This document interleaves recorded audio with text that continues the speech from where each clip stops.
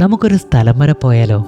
വെക്കേഷനല്ലേ, ഒന്ന് കറങ്ങാമെന്ന് വിചാരിച്ച് ഞാനും എൻ്റെ ചേട്ടനും ചേച്ചിയും മക്കളും ഒക്കെ കൂടി മുണ്ടക്കയത്തിനടുത്ത് വെമ്പിളി വെള്ളച്ചാട്ടം ഒന്ന് കാണാനായിട്ട് ഇറങ്ങി.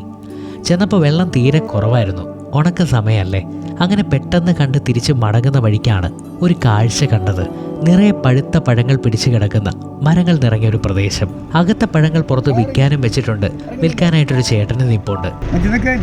അനുഭവിച്ച് നോക്ക്. എന്ത് കേട്ടാ ഇത്? അബിയു. ഇത് ഇപ്പോൾ നമ്മളിപ്പോൾ ഇവിടെ കഴിക്കാനായിട്ട് ഇങ്ങനെ കണ്ടിച്ചെടുക്കും. അതിനെ സൗകര്യമുള്ളൂ. വീട്ടിലാണ് നമ്മളിത് വട്ടം കണ്ടിച്ചിട്ട് കുരു തള്ളി കളഞ്ഞ് സ്പൂണുകൊണ്ട് പൊടിച്ചെടുക്കണം. എന്നാലും മുഴുവൻ സാധനം കിട്ടത്തുള്ളൂ.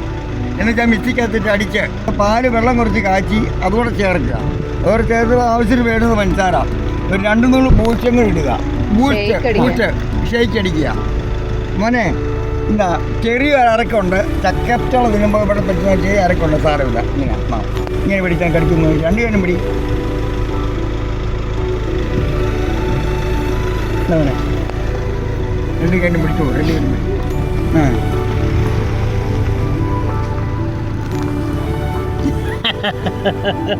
ഇതെന്ത് ഫ്രൂട്ടാണെന്നറിയാൻ വേണ്ടി നിർത്തിയതാണ്. സത്യത്തിൽ ഞാൻ ആദ്യമായിട്ടാണ് ഇത് കഴിക്കുന്നതും കാണുന്നതും ഒക്കെ. ഒരുപക്ഷെ നിങ്ങൾ കണ്ടിട്ടുണ്ടാവും, കഴിച്ചിട്ടുണ്ടാവും. എനിക്കിതൊരു കൗതുകമായിരുന്നു. എനിക്ക് ശരിക്കും ഒരുപാട് ഇഷ്ടപ്പെട്ടു. നല്ല രുചിയുള്ള ഫ്രൂട്ടാണ്. ചെറിയൊരു അരക്ക് പോലെ വേണ്ട. തമിഴ്നാട്ടിൽ നിന്ന് നൊങ്ക് തിന്നിട്ടില്ലേ? നൊങ്കിന്റെ ടേസ്റ്റ് ശരിയാ. അല്ലടാ, ഞാൻ ആ സാധനം തിന്നിട്ടില്ല. ഇതിന്റെ ഉപയോഗത്തിന് വെള്ളം എടുക്കാൻ വേണ്ടി കുറവാണ്. 140 നീളം, 90 വീതി, 20 താഴ്ചയാണ്. അതിനകത്ത് കിടക്കുന്ന വെള്ളത്തിൻ്റെ അളവ് 7 ലക്ഷം ലിറ്റർ. മീനുണ്ടോ അതിനകത്ത്? മീൻ തിരില്ല. മീൻ വിവാരിക്കും. പാവനെ ചായച്ച് കാരണം പറിച്ചാൽ മതി. എല്ലാം അഴിച്ചെടുക്കോ. പൊളിച്ച് കാണിക്കേ. ഇല്ല, ഇപ്പം പേപ്പർ എടുക്കങ്ങോട്ട് വലിച്ച് കീറ്. പഴുത്ത പാവൽ കാണിക്കുക. കണ്ടോ? കൊള്ളാവേ.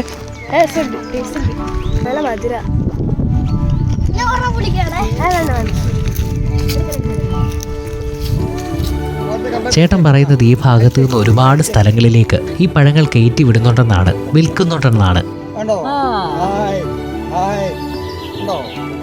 എന്തായാലും നമ്മുടെ നാട്ടിൽ ഇങ്ങനെ കൃഷി നടക്കുന്നത് കാണുമ്പോൾ ഒരു സന്തോഷമാണ്. നിറയെ ഫലങ്ങൾ കിട്ടുന്ന ഒരു കൃഷിയാവുമ്പോൾ അത് കാണുമ്പോൾ ഒരു സന്തോഷമല്ലേ. അധ്വാനത്തിൻ്റെ ഫലം കൂടിയല്ലേ ഈ നിറഞ്ഞു കിടക്കുന്നത്. എന്തായാലും നല്ല രുചിയുള്ള ഫ്രൂട്ടാണ്.